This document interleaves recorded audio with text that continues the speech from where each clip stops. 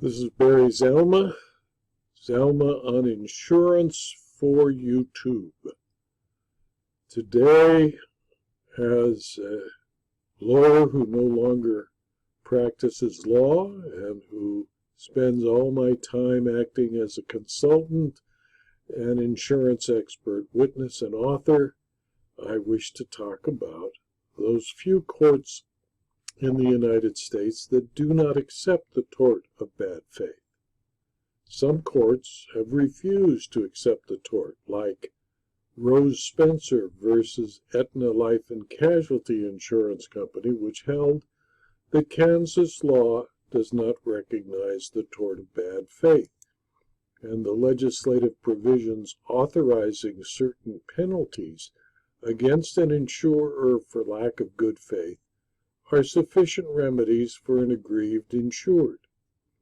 Kansas courts address situations in which the insured sought a ruling of estoppel for bad faith refusal to defend. The Kansas courts could have applied such a rule but refused. If the courts were inclined to punish bad faith conduct in such a manner, they could have done so, but have not done so yet, since the Kansas courts, at least, believe that the covenant of good faith and fair dealing results from a contract and that only contract damages apply.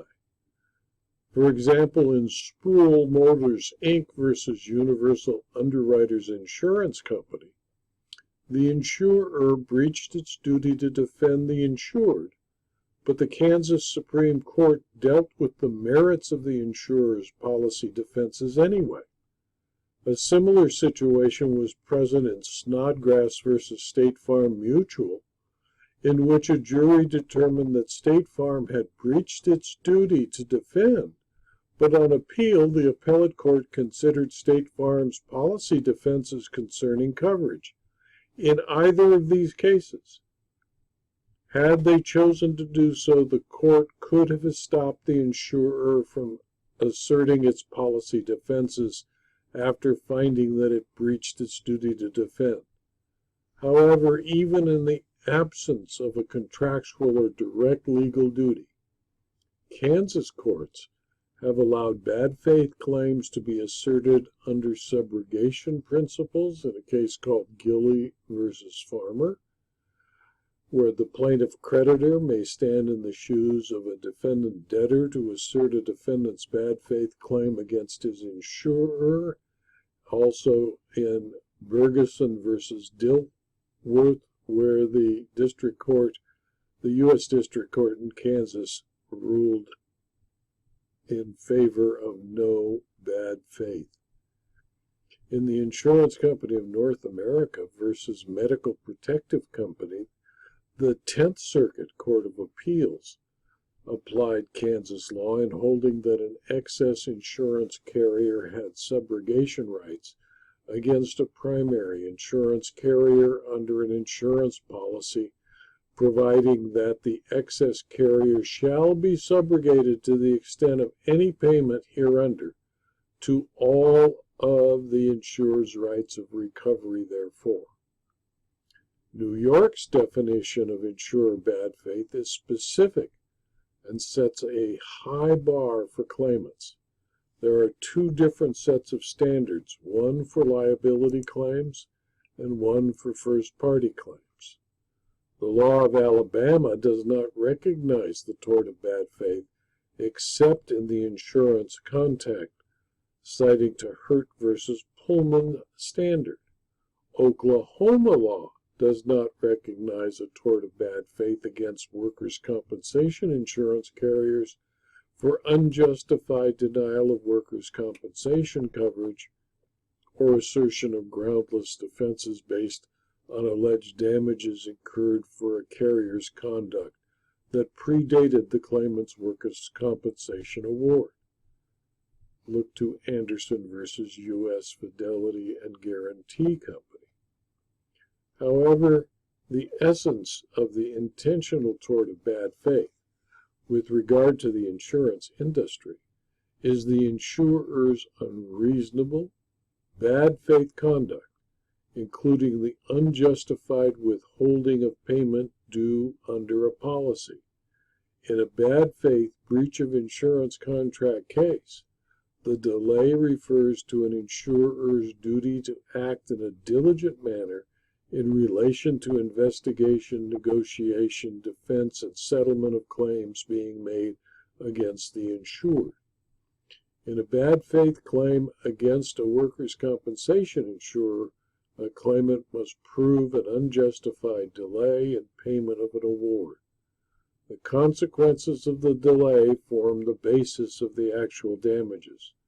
When a workers' compensation insurer refuses to pay benefits awarded and ordered by the workers' compensation court, such refusal invites, encourages, and gives viability to a bad faith claim by the injured and unpaid worker.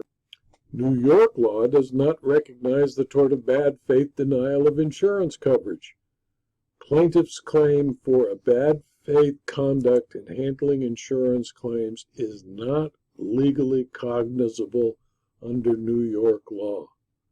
Plaintiff's claim for bad faith denial of coverage is crafted as an independent cause of action in its complaint, but as the defendant correctly pointed out, an independent tort action for bad faith denial of insurance coverage is not recognized in New York. Under New York law, an independent tort action for bad faith denial of insurance coverage is not recognized, and there is no tort remedy available.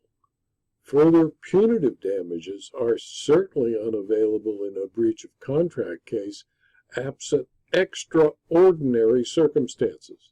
As stated by the New York Court of Appeals regarding a similar bad faith claim for punitive damages, according to the Southern District of New York, U.S. District Court in Wiener versus Union Provident. The New York courts are moving to join the majority of courts that recognize a tort of bad faith, but they're moving slowly. The New York courts have announced that, as in all contracts, a covenant of good faith dealing is implicit in contracts of insurance, such that a reasonable insured would understand that the insurer promises to investigate in good faith and pay covered claims. An insured may also bargain for the peace of mind or comfort of knowing that it will be protected in the event of a catastrophe. Rather than adopting tort damages for bad faith breach, as most courts across the country have, the New York court used a euphemism and concluded that bad faith breach allows an insured to collect consequential damages.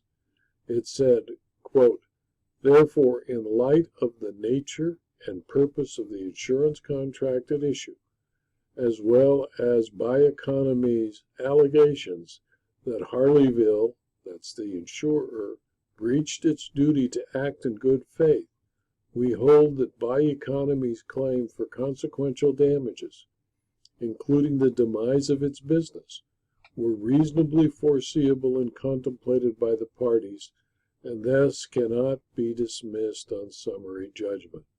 It's a case called By Economy Market versus Harleysville Insurance Company of New York. The Court of Appeals, the highest court in New York, made the same ruling in Panacea Estates versus Hudson Insurance. Justice Smith dissented in both cases, noting that the decision was a radical departure from precedent. Justice Smith noted that earlier precedent rejected the argument that a bad faith failure by an insurer to pay a claim could, without more, justify a punitive damages award. The court held that punitive damages are not available for breach of an insurance contract unless the plaintiff shows both egregious tortious conduct directed at the insured claimant and a pattern of similar conduct directed at the public generally. For example, Kentucky law recognizes 4 categories of bad faith claims against insurance companies. First, common law third-party bad faith, which occurs when a liability insurer's failure to settle a tort claim against its insured results in a judgment in excess of the insured's policy limits. Second, common law first-party bad faith, which arises when an insurer refuses to pay a claim to its own insured under first-party coverage. Third, first-party bad faith in violation of the KCPA, which allows an insured to recover against her or his insurer for an unlawful act as defined by the KCPA. And fourth, first and third-party bad faith in violation of the KUCSPA, the Kentucky statute. In Raw versus Liberty Mutual, the Sixth Circuit adopted the reasoning of the Kentucky Supreme Court and concluded, quote, an insured must prove 3 elements in order to prevail against an insurance company for alleged refusal in bad faith to pay the insured's claim. 1. The insurer must be obligated to pay the claim under the terms of the policy. 2. The insurer must lack a reasonable basis in law or fact for denying the claim. And 3. It must be shown that the insurer either knew there was no reasonable basis for denying the claim or acted with reckless disregard for whether such a basis existed. Although the court found that Raw was entitled to sue for post-litigation bad faith conduct, the court concluded that she was not entitled to sue for third-party bad faith damages for the insurer's misconduct with regard to the third-party claimant. The court also concluded that regardless of which type of damages are sought, a plaintiff cannot bring a private cause of action for a mere technical violation of the statute, but rather a condition precedent to bringing statutory bad faith action is that the claimant was damaged by reason of the violation of the statute.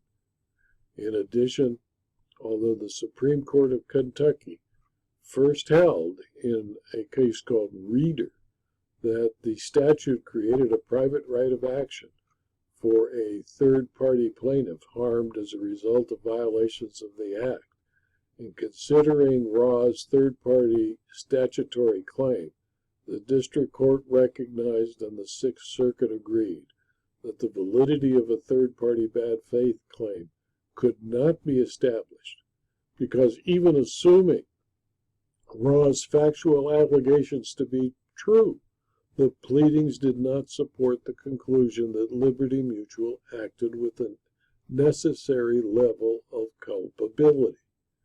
A few courts have refused to recognize a cause of action either in tort or contract for the breach of the implied covenant of good faith and fair dealing. Consider Kewen versus Massachusetts Mutual Life Insurance Company, where the court said that they declined to follow the California court in Grunberg versus Aetna and to declare the mere bad faith breach of an insurance indemnity contract an independent and separate actionable tort, and to thereby open the door for recovery for mental pain and suffering brought on by breach of the commercial contract. Consider the Minnesota Court of Appeal in Wilson versus Colonial Penn and the Alabama Court of Appeal in Vincent versus Blue Cross. This discussion was based upon a part of my book, Selma on Insurance Claims, Part 106, Second Edition, which is available as one of 10 volumes of Zelma on Insurance Claims, available both as a Kindle book and as a paperback from Amazon.com. Thank you for your attention.